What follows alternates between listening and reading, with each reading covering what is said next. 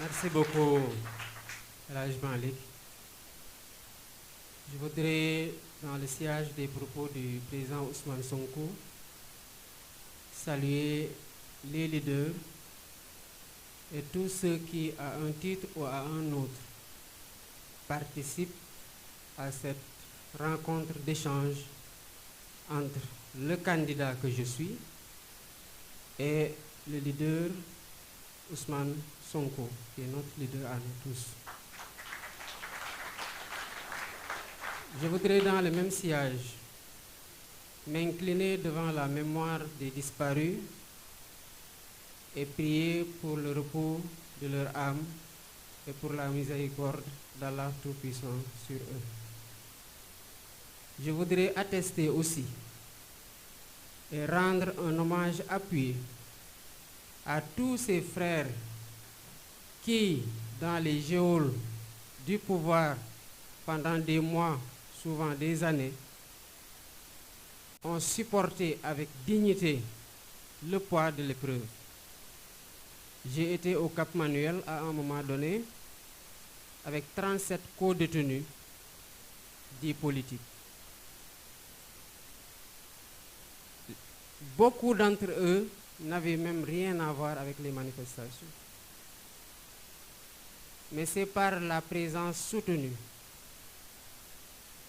de PASTEF et de la coalition à leur côté qu'ils ont fini par comprendre en s'intéressant davantage au projet, au leader que nous étions à l'intérieur avec d'autres personnes comme le professeur Cheikh Omar Diagne, et massivement à adhérer au projet de PASTEF en prison. Ses frères et sœurs ont supporté cette épreuve, disais-je tout à l'heure, avec beaucoup de dignité.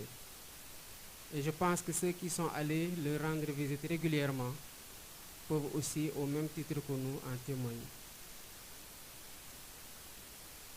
Monsieur le Président Ousmane Sonko, je voudrais remercier ceux qui, pendant notre absence, ont tenu la barque de ce projet. Il y a eu la coalition Sonko Président. Il y a eu au fil de l'oppression les leaders autour de la candidature de Ousmane Sonko pour enfin aboutir à la coalition Diomaye Président. Mais nous nous rendons tous compte que c'est le même fil conducteur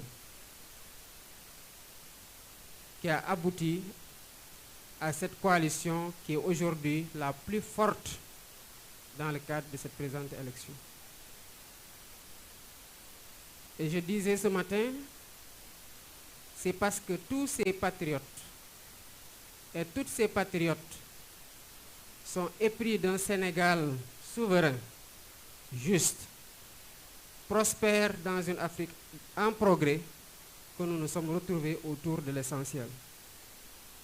J'ai rappelé ce matin une discussion que j'ai eue avec le directeur de campagne, Moustapha Mamba Guirassy, que je félicite pour la coordination remarquable des activités de la coalition.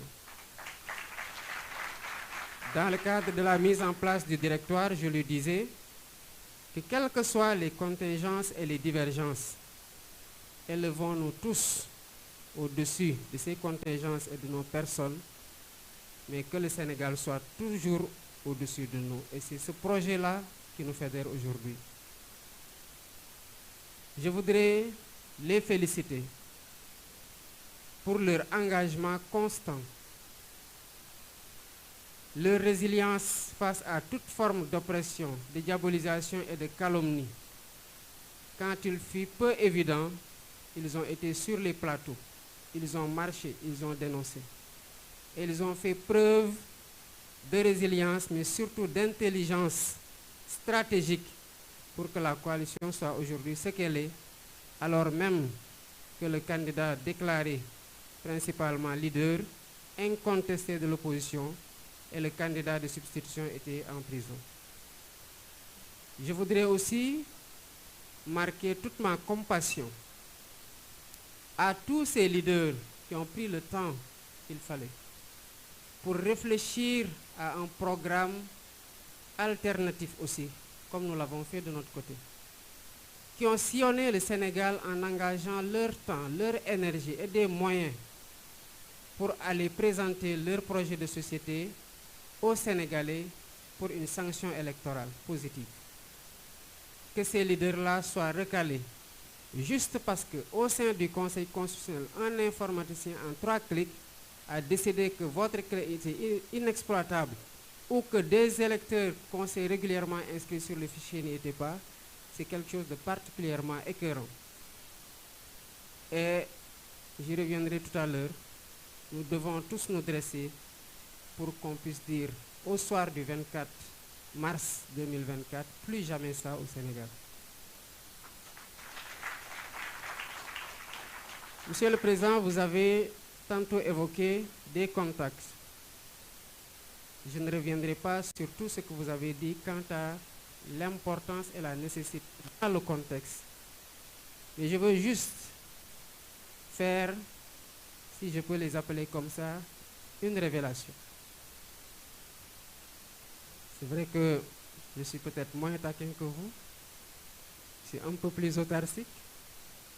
Je suis quelqu'un de particulièrement raisonné, de particulièrement raisonnable, de particulièrement sensé, de particulièrement réfléchi.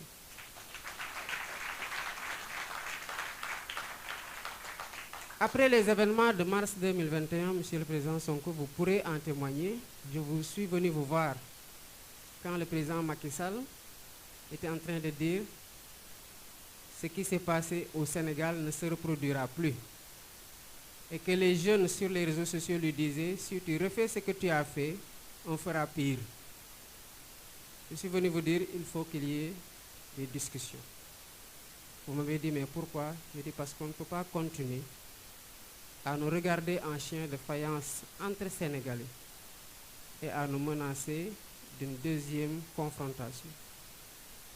Vous avez aussi, en toute responsabilité, donné votre accord pour que je puisse prendre contact avec quelqu'un de la mouvance présidentielle qu'on pensait être un point d'entrée correct.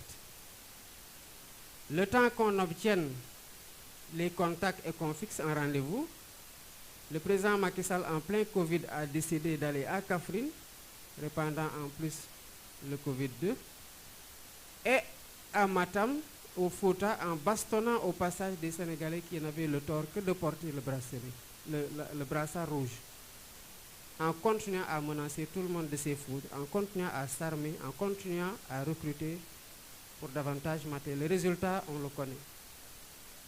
Nous avons considéré que pour discuter, il fallait discuter avec quelqu'un de particulièrement réfléchi, de particulièrement disposé pour pouvoir comprendre pourquoi on cherche à dépasser cette vague dangereuse-là qui allait nous mener forcément aux événements de juin 2023. Malheureusement, on a interrompu les contacts parce qu'il n'y avait pas la réceptivité affichée de l'autre côté. En 2023, j'ai personnellement, parce que j'étais en prison, vous étiez sous blocus. J'ai pris la responsabilité, je vous en ai informé par la suite, de contacter son fils après le discours du 3 juillet pour lui dire, à partir du moment où votre papa a décidé de ne plus aller aux élections, vous êtes la seule personne à pouvoir l'aider à sortir par ce qui reste de la grande porte. Et que tous ceux qui veulent être candidats aujourd'hui vont l'encourager à continuer la répression. Il s'en est rendu compte trop tard pour essayer de rétropédaler, appeler à l'apaisement, mais le mal était déjà fait. Les morts ne reviendront pas. Les amputés ne retrouveront ni leurs bras, ni leurs jambes. Les éborgnés ne retrouveront pas leurs yeux. Et on a toujours des malades qui sont évacués à l'étranger du fait de cette répression aveugle. Je n'ai pas été écouté. Au contraire, qu'est-ce qu'on a dit? Ils auraient pu négocier quand ils étaient en mars 2021 parce qu'ils étaient en position de force. Mais qu'est-ce que vous avez fait en mars 2021 lors de votre discours du 8 mars? Vous avez dit que le président Macky Sall, il reste 2 ans Et que ces 2 ans-là, encadrons-le, aidons-le à finir et qu'il transmette ce pays-là en paix pour qu'on continue à le travailler. Il y a eu autre chose qui a été dit, mais puisque nous sommes dans des moments dits de décrispation et qu'il n'est plus notre adversaire, je pense qu'on peut même ne pas aller dans ces relations-là. Juste pour dire que, à quel point moi je tiens à la concertation et au dialogue. Et cela a été tout le temps la posture de Pastef, de continuer à entretenir ce dialogue-là, si tant est que les conditions de sa tenue obéissent à des règles et à une logique de sincérité qui vont aboutir à des conclusions qui seront convenues, consensuelles et appliquées par toutes les parties prenantes. On n'a pas été écouté à temps et on aurait pu faire l'économie de ces balafres sur le visage, sur l'image de la démocratie sénégalaise, de frères et sœurs incarcérés dans des conditions extrêmement difficiles, de morts qui ne reviendront jamais, de traumatisés et de blessés qui garderont les séquelles à vie. Voilà Bassirou Diomaye Faye en toute discrétion aux côtés de Ousmane Sonko dans le cadre du projet que nous portons tous aujourd'hui dans la coalition Diomaye Président.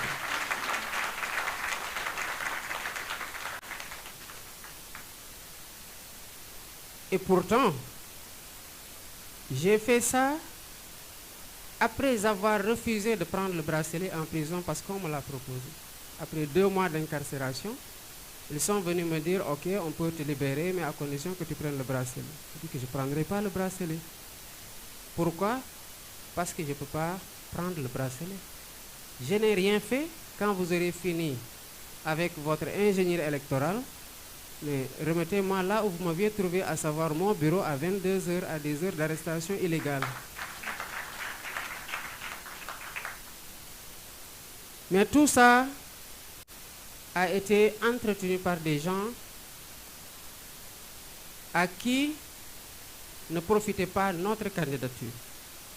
Après s'en être pris au président Ousmane Sonko, ils s'en sont pris à moi. Même dans les chefs d'accusation de jonction de la procédure me concernant, il y a eu le vol de portable, alors que j'étais en prison.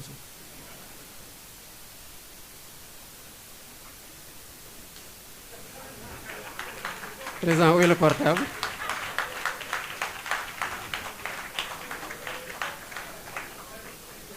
Pour dire à quel point il y a eu de l'acharnement pour que la candidature de Bassirou Diomaye Faye ne passe pas. Mais parfois, certaines personnes sont déroutées quand ils sont confrontés à la logique politique du projet de Pastef et qui est incarné par le président Ousmane Sonko. Je le rappelais ce matin aux leaders,